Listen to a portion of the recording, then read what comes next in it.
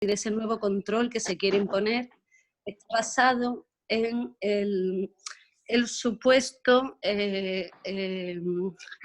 posibilidad de diagnosticar quién tiene o no ese problema.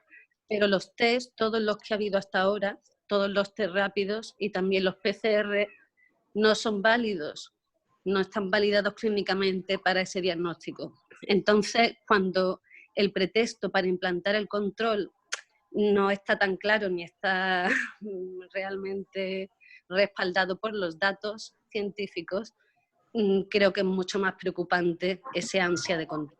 Y ahí lo dejo. Vale, gracias. Ahora tiene la palabra Rafael Trenas.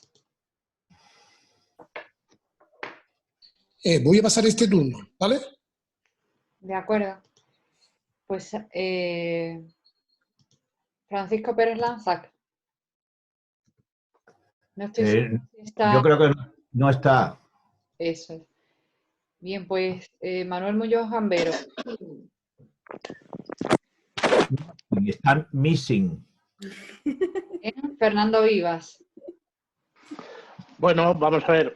Primero agradecer a Rafael O'Donnell que haya tenido la gentileza de invitarme a esto, que para mí es una novedad muy agradable.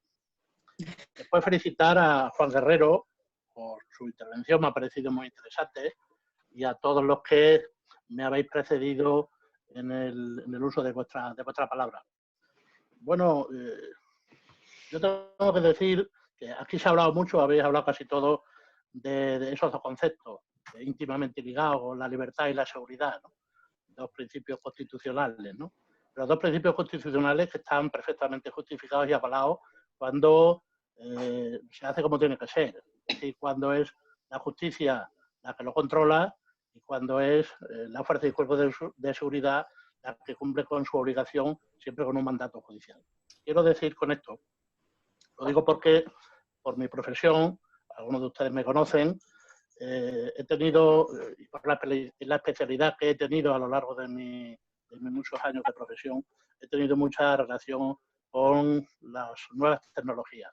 Hemos utilizado las nuevas tecnologías para hacer todo tipo de investigaciones, no solamente ya del seguimiento de personas, sino de averiguar con la geolocalización y con el control de los móviles, de las demás telefónicas, pues hemos conseguido desarticular pues, temas como la operación Malaya, la operación Ballena Blanca, en fin, todas esas cosas que desgraciadamente han puesto a Málaga en la pirámide de la información, no solamente a nivel local y nacional, sino a nivel internacional. Mi reflexión, después de tantísimos años trabajando con esto, y he trabajado mucho también con Hacienda, por eso a Juan Guerrero lo conozco, aunque él de mí no se acuerde, pero hemos hecho muchas intervenciones con los inspectores de Hacienda. Cuando la libertad y la seguridad están controladas por la autoridad judicial, cuando las nuevas tecnologías no están al servicio de las ideologías, como puede estar ocurriendo en este momento aquí en España, cuando se pretende utilizar esos avances tecnológicos para sacar un rédito electoral, para sacar un rédito que me permita mantenerme en el poder, cuando tengo el síndrome de Crohn y temo que alguien me pueda levantar del sillón, entonces cuando esto está en peligro, cuando la libertad está en peligro. Y estando en peligro la libertad es un problema también de la seguridad, porque de todos he sabido que este binomio libertad y seguridad van íntimamente ligados, porque no hay libertad sin seguridad, pero justamente al revés ocurre lo mismo. Yo creo, por mi experiencia, que las tecnologías, todo este tipo de control de cámaras, etcétera, etcétera, si se hace tutelado por la autoridad judicial, no debería de tener ningún problema.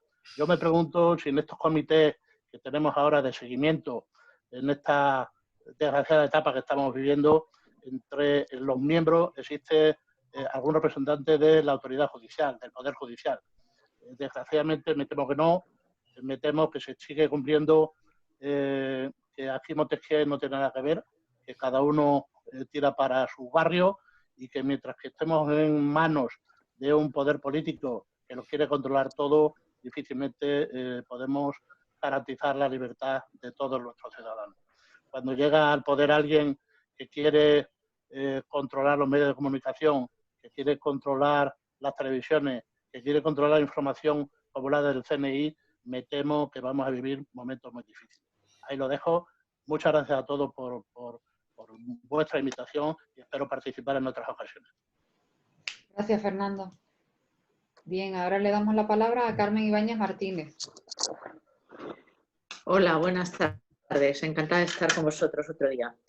A mí me parece que todo esto que estamos comentando es bastante peligroso. De hecho, al margen de los debates teóricos que se planteen, yo veo cómo están actuando en este momento los diversos agentes sociales y, por ejemplo, incluso el Poder Judicial he estado analizando esta semana una propuesta que ha hecho el Consejo General del Poder Judicial para una dinamización de la justicia después de todo este proceso. Y lo único que contiene ese plan, que lo hacen los mismos jueces, es una limitación de derechos, sobre todo de la tutela judicial efectiva. No quieren recursos, con sentencias que pueden dictarse in voce, es decir, una serie de cosas que a mí me parece una regresión en los derechos. Entonces, se está introduciendo el debate entre la libertad y la seguridad, yo creo que de una forma interesada, y porque el gobierno en este momento, pues evidentemente no quiere las críticas porque son incómodas y de hecho yo creo que hay muchísimas extralimitaciones. Entonces yo como liberal me manifiesto absolutamente en contra y de hecho con otra serie de personas estamos estudiando la posibilidad de hacer denuncias y de plantear denuncias o quejas ante el Defensor del Pueblo, ante la Comisión Europea, porque esto me parece absolutamente aberrante y además entras en una deriva que puede ser muy peligrosa. Ahí está el caso de Hungría, por ejemplo, que es un gobierno de derechas con Argan, que no tiene fecha en su estado de alarma. Evidentemente es mucho más cómodo gobernar así. Estamos viendo las manipulaciones que está cometiendo el gobierno español. Cuando sale ayer, por ejemplo, con el general de la Guardia Civil, diciendo que van a rastrear los bulos, todo aquello que sea contra el gobierno, pues a mí me parece eso horrible, porque no tienen por qué ser un equipo. El Estado de Derecho está fundamentado en un equilibrio de poderes, no en que todo el mundo diga que sí. Entonces, a mí realmente todo esto, y que por parte de los liberales no haya una contestación, pues me parece algo me parece increíble. Entonces, esa es mi posición. De hecho, yo estoy estudiando ahora la posibilidad de hacer recursos porque creo que se están extralimitando todos los derechos. Y esto no tiene sentido. Lo mismo en la judicatura, lo mismo entre la policía, lo mismo entre los gobernantes. Existen personas absolutamente inmorales y que con una falta absoluta de principios. Y cuando ellos están arriba quieren mantenerse en ese momento ahí y no quieren trabajar ni quieren hacer nada. Yo en un momento dado he sido víctima de un juez que conseguí acabar con él. Entonces, ¿por qué? Pues porque en todos los ámbitos de la vida existen personas corruptas y personas sin principios. Entonces, la libertad, el Estado de Derecho nos garantiza por lo menos el poder acudir a otro ámbito que reconozca nuestro derecho. Entonces, que una sociedad esté tan tranquila sometiéndose a este debate, pues a mí me preocupa. Somos mayores de edad. Pues en un momento dado sabremos los riesgos que tenemos que correr o cómo nos podemos cuidar. Entonces, a mí esto no me gusta nada. Quería también hacer un comentario con algo que ha dicho Bernardo, si me queda un minuto. Es, por ejemplo, la manipulación con los leads del gobierno, con sus plataformas, que eso se hace, por ejemplo, para promocionar canciones. Entonces existen las granjas de clic que están en Pakistán y están en la India, que se contrata a una persona que tiene un espacio todo lleno de teléfonos, entonces crean perfiles y van dando a todos los teléfonos o a todas sus pantallas, les van dando al like y entonces pues así crean una opinión y que es lo que en definitiva está ahora mismo en las plataformas del gobierno, las granjas de clic actuando, que es una manipulación. Y no quería decir más que eso. Vale. Muy Bien, ahora es el turno de Luis García Rengel.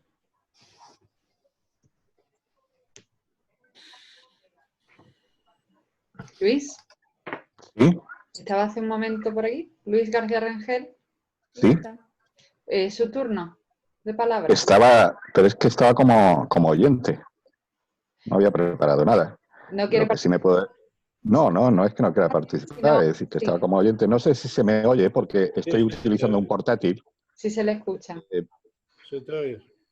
Háblame de tú, por favor. Sí se le escucha. Se te oye. Me está pareciendo muy interesante, ¿no? Y ese debate entre seguridad y libertad.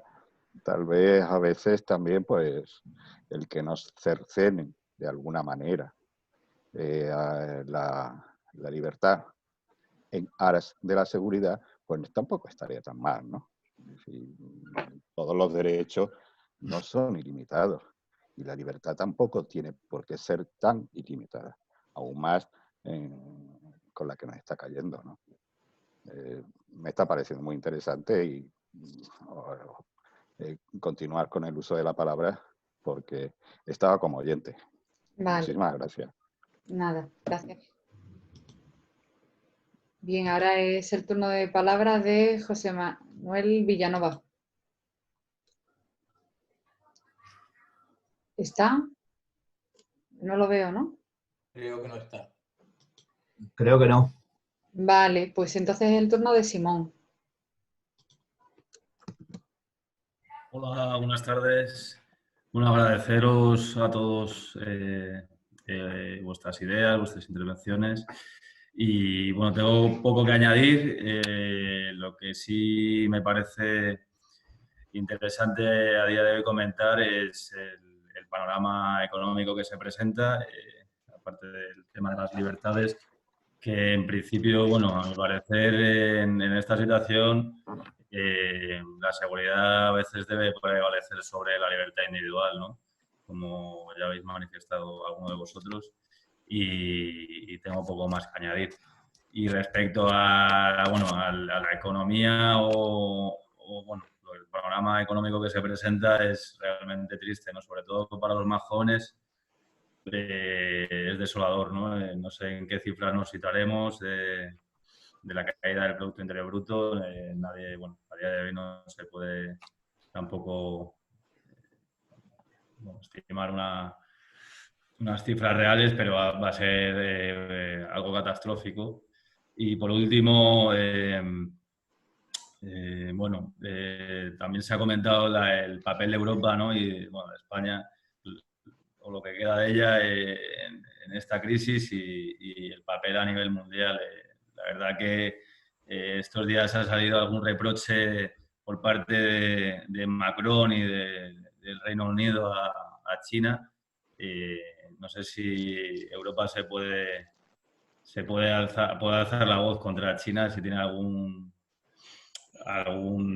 bueno, no sé si le queda algo de ética a Europa como para dar consejos al resto del mundo, y ha dado la espalda con los precedentes que ha habido de China antes de la crisis, con, por ejemplo, la vulneración de los derechos del pueblo uigur, que bueno, está recluido en campos de trabajo.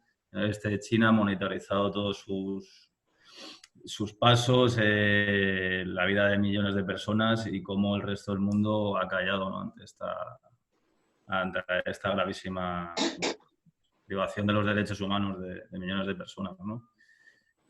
Nada más, bueno, no sé qué opináis al respecto. Gracias.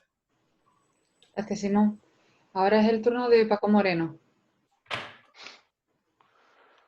Bueno, ¿me oís?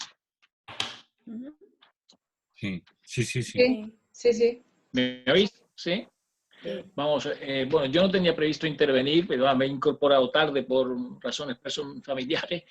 Yo el debate, soy muy breve, el debate entre libertad y seguridad para mí, yo entiendo que no podemos ceder en libertad, porque si cedemos en libertad, recuperar esa cesión al final se convierte como casi imposible.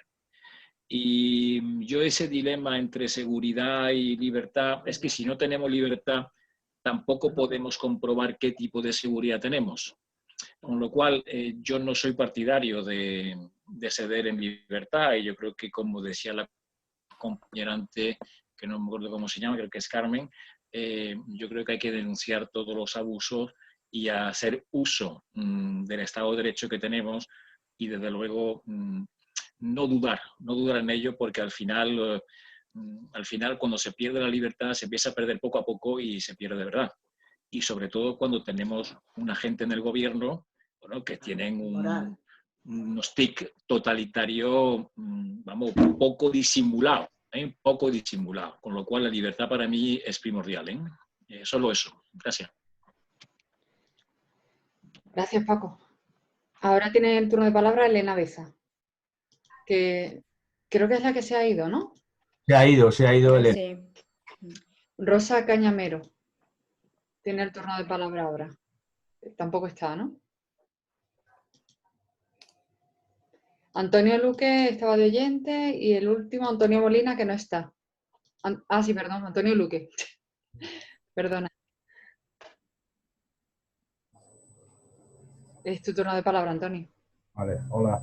Buenas tardes a todos, me alegra de veros.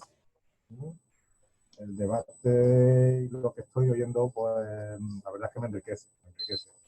Yo quiero hacer 3 pequeñas aportaciones.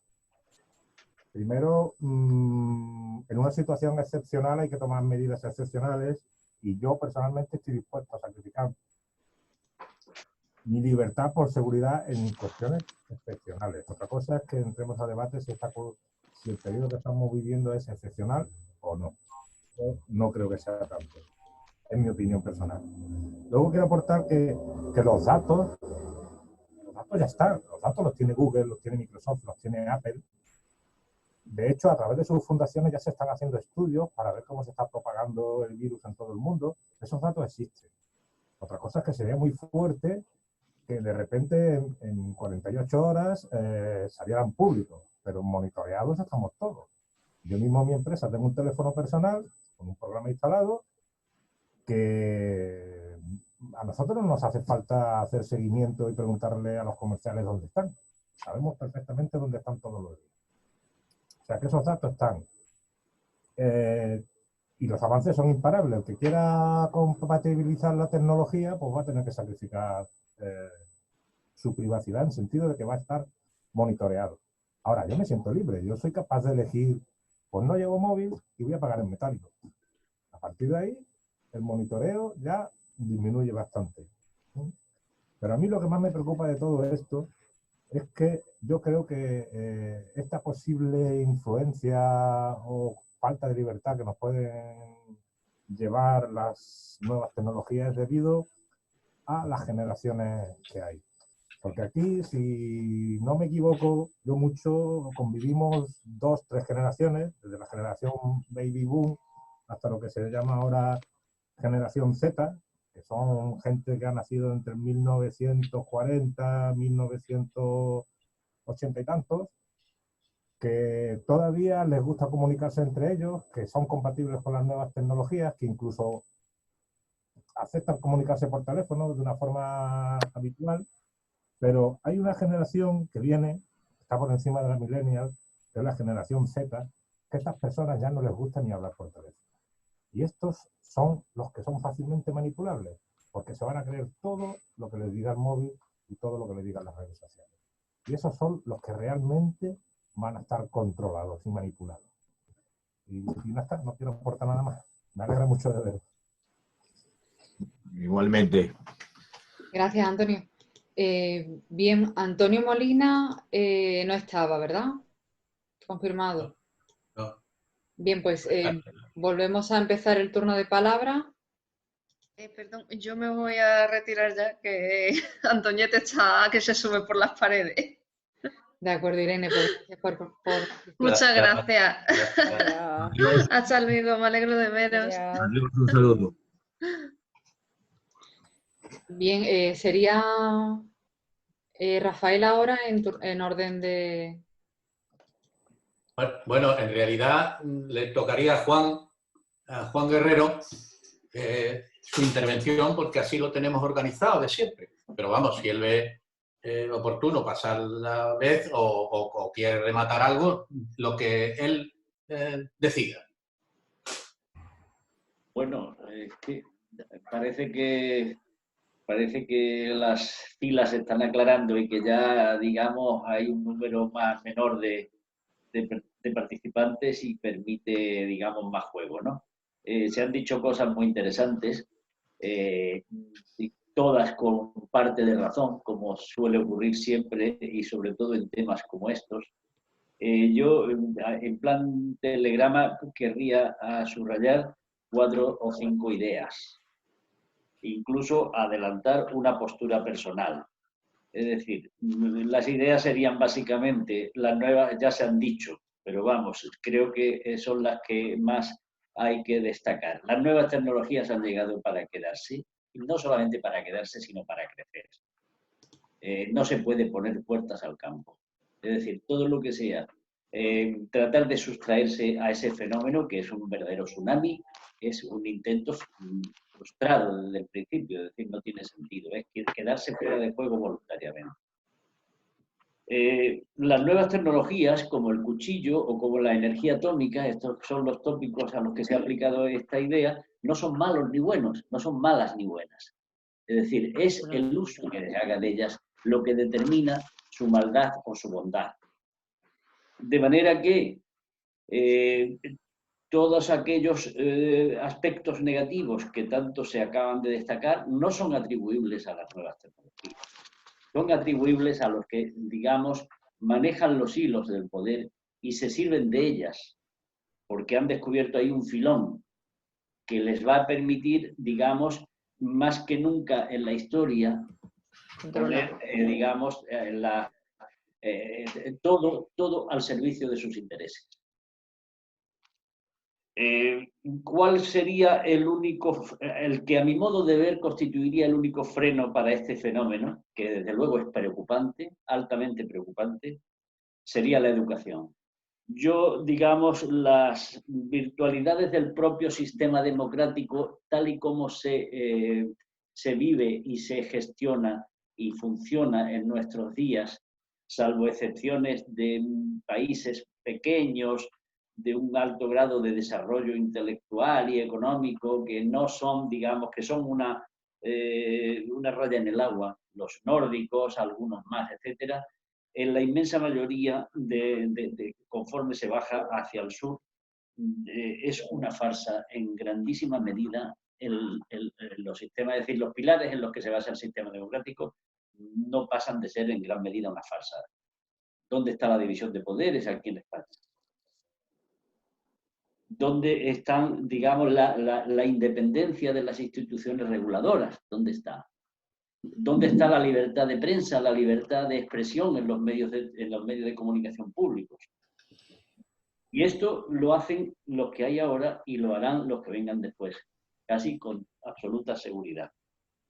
Pero es que la educación, es decir, una sólida formación, unos sólidos principios y una inteligencia clara al servicio de esos principios, es también un remedio, digamos, del que tal y como funciona este sistema educativo se puede esperar poco. No solamente el nuestro, el español. Prácticamente en todos los países pasa lo mismo, salvo esas excepciones que antes apuntaba.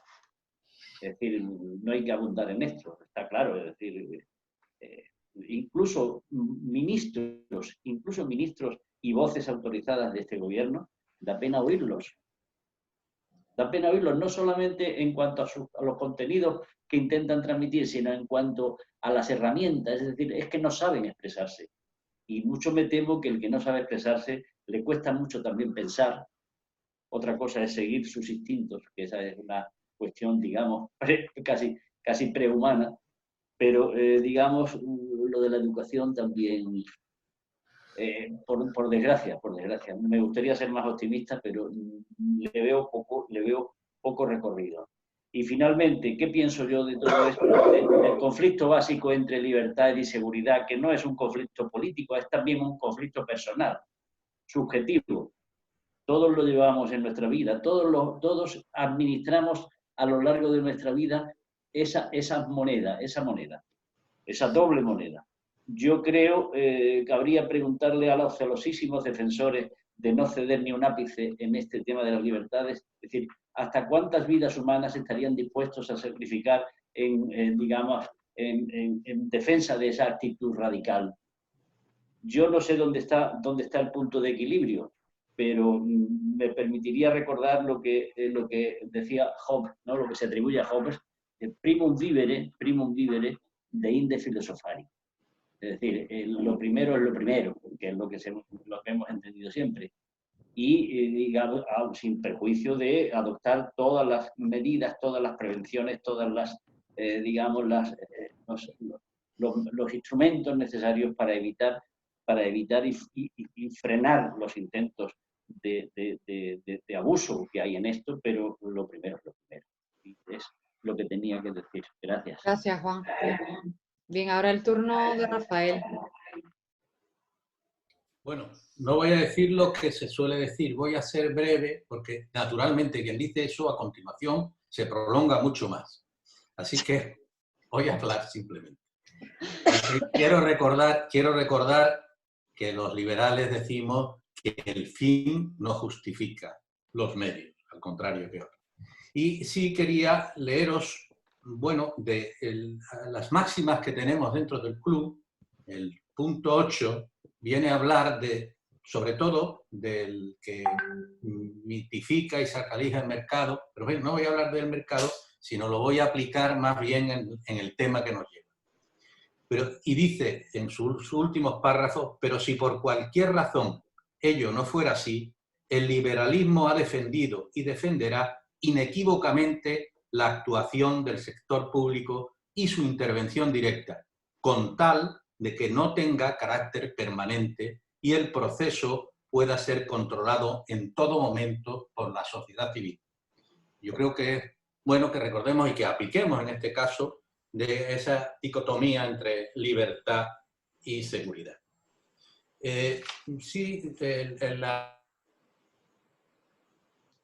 Naturalmente no puedo estar más de acuerdo que esto no se va a parar, sino que va a continuar avanzando. Y siempre recuerdo yo, algunos ya me lo habéis oído, que cuando yo era responsable en Telefónica de la telefonía móvil que acababa de nacer, pues tenía que hacer una serie de distribuidores para que vendieran un producto que tenía bastantes posibilidades, por lo menos desde la propia Telefónica yo mismo lo veíamos así. Trataba de reunir a posibles distribuidores e indicarle que eso iba a ser un negocio, que se iba a vender mucho, cosas que no me hacían demasiado caso y que en muchos casos me decían, bueno, ¿tú qué vas a decir? Y yo decía, por ejemplo,